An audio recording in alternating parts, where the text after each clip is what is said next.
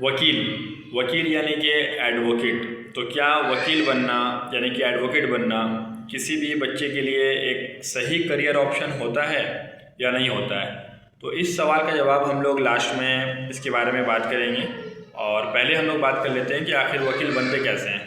वकील बनना सही है या नहीं है या कितना सही है, इसके बारे में लास्ट में बात करते हैं। बच्चे अक्सर पूछते हैं कि वकील कैसे बना जाता है, वकील बनने के लिए क्या करना पड़ता है, क्या क्या पढ़ाई करना होगा, किस क्लास के बाद किस तरह से किस रास्ते पर चलना होगा कि हम लोग वकील बने। तो पहले हम लोग रास्ता समझ लेते हैं कि वकील बनने के लिए क्या क्या आपको करना पड़ेगा।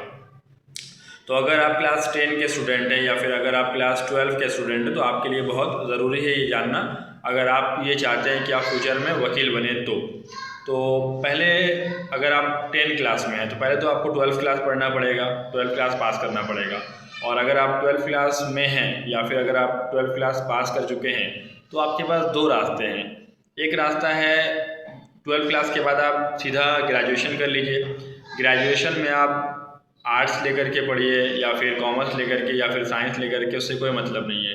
आप बीकॉम, बीएससी या बीए कर सकते हैं। और ये करने के बाद उसके बाद फिर 3 साल का एलएलबी होता है, एलएलबी का कोर्स होता है, ठीक है।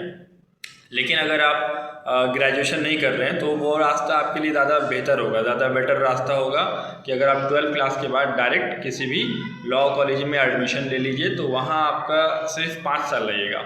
इस कोर्स को बोला जाता है बीए एलएलबी का कोर्स। दोबारा समझाते हैं हम, अगर आप 12th क्लास में हैं या 12th क्लास पास कर चुके हैं तो आप डायरेक्ट लॉ कॉलेज में एडमिशन ले सकते हैं और उसमें आपका 5 साल लगेगा। उस कोर्स को बोला जाता है बीए एलएलबी का कोर्स।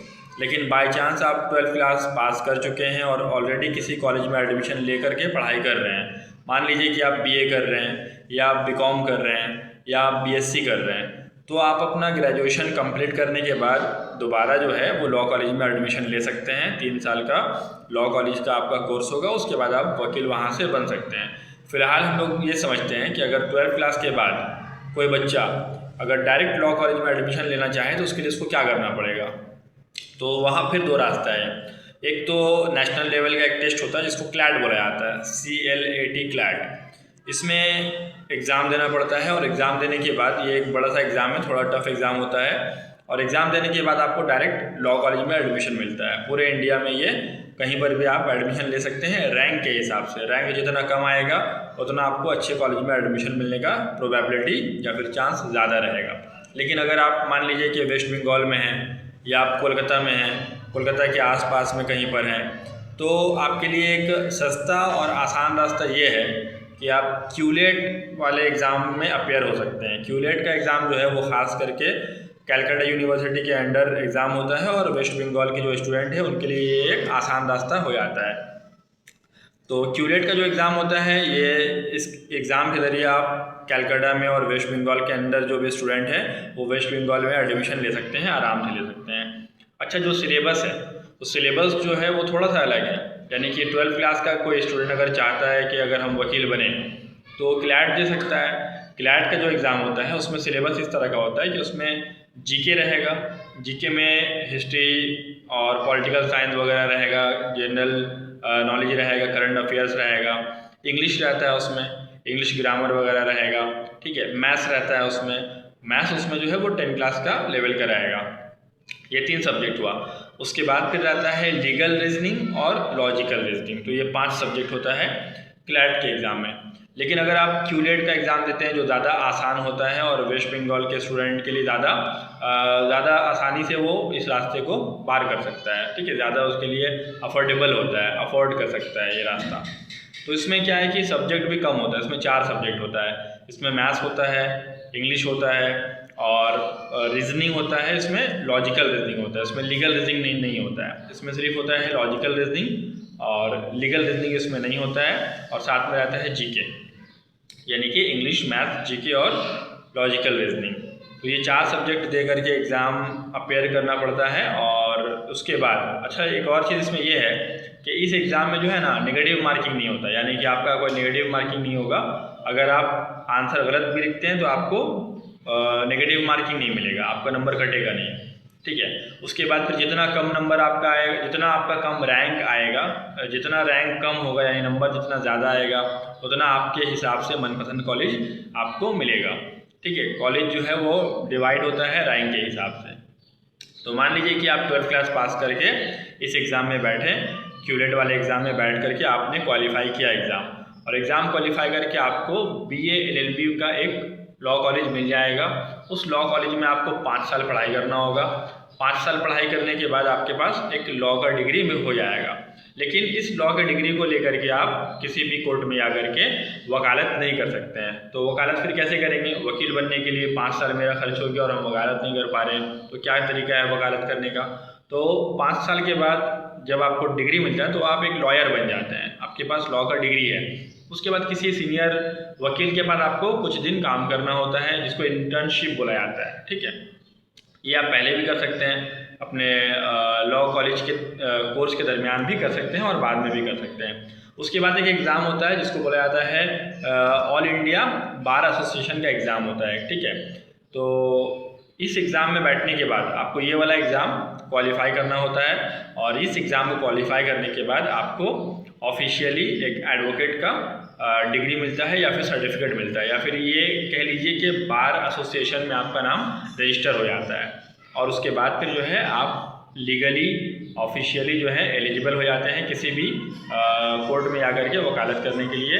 आमतौर से जो है 5 साल का पहले लॉ कॉलेज में जाकर के आपको कोर्स कंप्लीट करना होता है, फिर बार एग्ज़ाम में बैठ करके आपको वो एग्ज़ाम पास करना होता है। उसके बाद आप ऑफिशियली एक लॉयर से वकील बन जाते हैं, एडवोकेट बन जाते हैं। तो ये था तरीका कि किस तरह से कोई भी बच्चा लॉयर या फिर वकील बनता है और क्या क्या पढ़ना होता है। इसीलिए हम लोग बोलते रहते हैं बच्चों को स्कूल में ही कि आप अपना बेस मजबूत करिए, चाहे वो इंग्लिश हो, चाहे वो मैथ्स हो, चाहे वो जीके हो। जीके मतलब हिस्ट्री हो गया, क्लास 11-12 के लिए पॉलिटिकल साइंस हो गया। तो ये सारा सब्जेक्ट जो है वो आपको बाकी जर्नी को तय करने में भी आपका साथ देगा, आपको हेल्प करेगा। ठीक है, तो ये सारा चीज़ें। अच्छा, अब किसी भी स्टूडेंट को लॉ करना चाहिए या नहीं करना चाहिए, वकील बनना चाहिए या वकील नहीं बनना चाहिए? तो देखिए, उस स्टूडेंट को वकील बिल्कुल नहीं बनना चाहिए जो स्टूडेंट डिबेट करने से डरता है, या फिर पब्लिक स्पीकिंग में घबराता है, या फिर भीड़ भाड़ ज़्यादा पसंद नहीं है, या बहुत ज़्यादा शर्मिला स्टूडेंट है, अकेला रहता है या अकेला रहना पसंद करता है, या किसी से मुँह खोल करके बात नहीं करता है। ठीक है, इनको वकालत नहीं करना चाहिए, क्योंकि यहाँ पर पब्लिक स्पीकिंग और पब्लिक डीलिंग का बहुत ज़्यादा यहाँ पर अहम रोल रहता है वकालत में।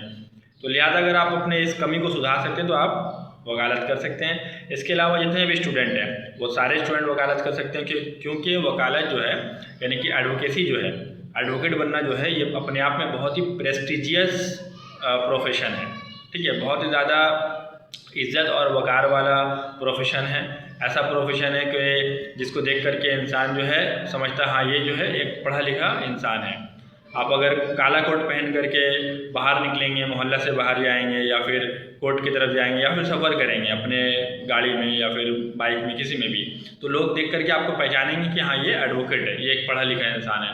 ठीक है, अलग ही लेवल का रिस्पेक्ट रहता है। आप जब लॉ कॉलेज में लेकर के एडमिशन लेकर के जब पढ़ाई करेंगे तो उस वक्त भी जब आप कोट वगैरह पहन करके जब बाहर जाएंगे या अपने कॉलेज जाएंगे और लोग जब आपको देखेंगे, मोहल्ला वाले जब आपको देखेंगे कि ये बच्चा जो है ये वकालत कर रहा है, ये वकालत का पढ़ाई कर रहा है, ये लॉ कॉलेज में पढ़ाई करता है या करती है, तो आपको और आपके घर वालों को एक अलग लेवल का ही रिस्पेक्ट मिलना शुरू हो जाता है।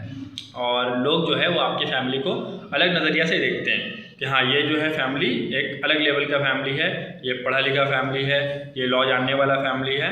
ठीक है, ये कोई मामूली फैमिली नहीं है। तो रिस्पेक्ट और पैसा और पावर, 3 चीज़, रिस्पेक्ट, पैसा और पावर वहाँ से ही स्टार्ट हो जाता है। अगर आप मेहनत से, लगन से, बहुत ही चाह के साथ, बहुत ही ज़्यादा डेडिकेशन के साथ अगर इस काम को करते हैं, पढ़ाई करते हैं और पढ़ाई करके एक सक्सेसफुल लॉयर बन जाते हैं, एक सक्सेसफुल अगर एडवोकेट आप बन जाते हैं, तो आप न सिर्फ अपना बल्कि अपने आने वाले जनरेशन का और अपने फैमिली का मुस्तकबिल को चेंज करके रख सकते हैं। ठीक है, आपका लेवल कहीं से कहीं चला जाता है सिर्फ एक पढ़ाई करने के बाद। ये इतना रिस्पेक्टेबल जॉब है, ये इतना प्रेस्टिजियस प्रोफेशन है, इतना अच्छा काम है ये। लिहाजा हमारे मुआशरा में बहुत ज़्यादा अच्छे वकीलों की ज़रूरत है। वकील बहुत सारे मिल जाएंगे, अच्छे वकील बहुत कम हैं। तो अगर आप ये जानते हैं ये सोचते हैं, ये समझते हैं कि हम मेहनत कर सकते हैं और हम एक अच्छा वकील बन सकते हैं, तो आप इस काम में लग सकते हैं। इस काम को पूरा करने के लिए और वकालत का जो रास्ता है उस पर चलने के लिए और जो क्यूलेट का एग्ज़ाम है, एग्ज़ाम को पास करने के लिए आपके साथ खड़ा है क्लैटोलॉजी।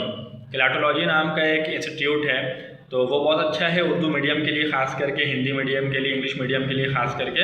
वैसे किसी भी मीडियम के स्टूडेंट इसमें एडमिशन ले सकते हैं, बंगाली मीडियम हो या कोई भी मीडियम हो।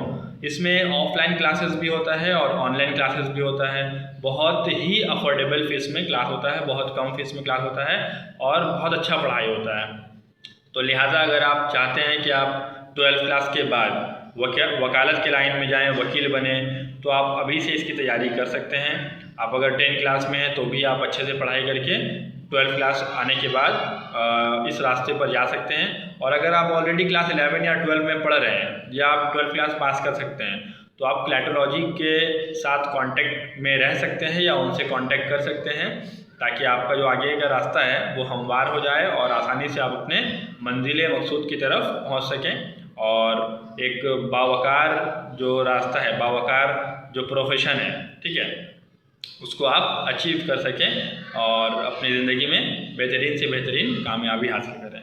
ठीक है, तो ये था आज का वीडियो जिसमें आप लोगों को ये बताया गया है कि अगर आपको वकील बनना है तो क्या करना पड़ेगा, क्या पढ़ना पड़ेगा, कितना वक्त लगता है और साथ में जो है किस तरह का ये काम है और कितना इसमें रिस्पेक्ट है, कितना इसमें पावर है और पैसा है।